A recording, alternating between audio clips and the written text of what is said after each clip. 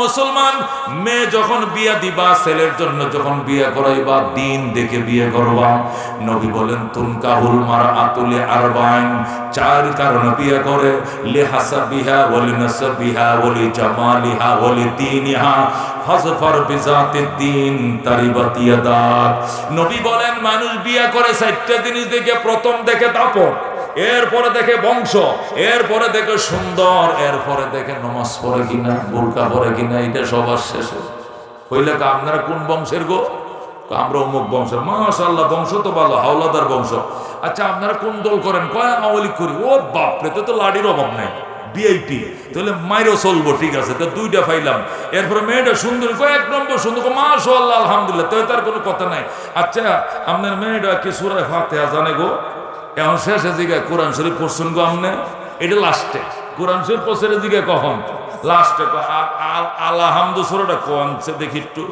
আলহামদু সূরা হে যেমনি জিজ্ঞেস সেরি এমনি আলহামদুলিল্লাহি রাব্বিল আলামিন আর রহমানির রহিম মালিকি ইয়াউমিদ্দিন। কইছে কোনো মতে মাশাআল্লাহ, সাইর কামি পছন্দ হয়েছে।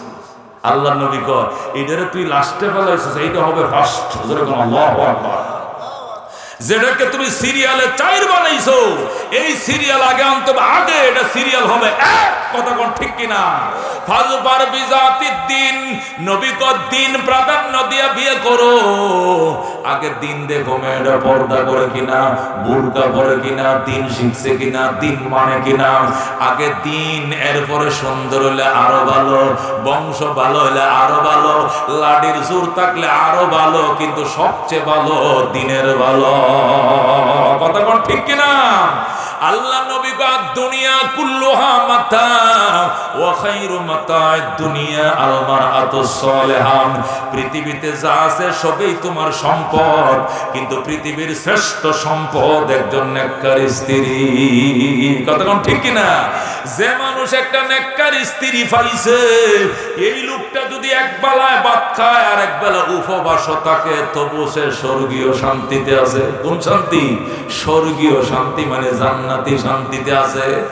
আর যে মানুষ 10টা ফ্যাক্টরির মালিক, 20টা গার্মেন্টসের মালিক, এমপি মহোদয়, 2বার সচিব আছিল, কিন্তু বউ জানালা দিয়ে আরেকজনের সাথে কথা কয়, সে দরজা খুলে আরেকজনের সাথে কথা কয়, এই সংসারে শান্তির লেশ মাত্র নাই। কথা কোন ঠিক কিনা?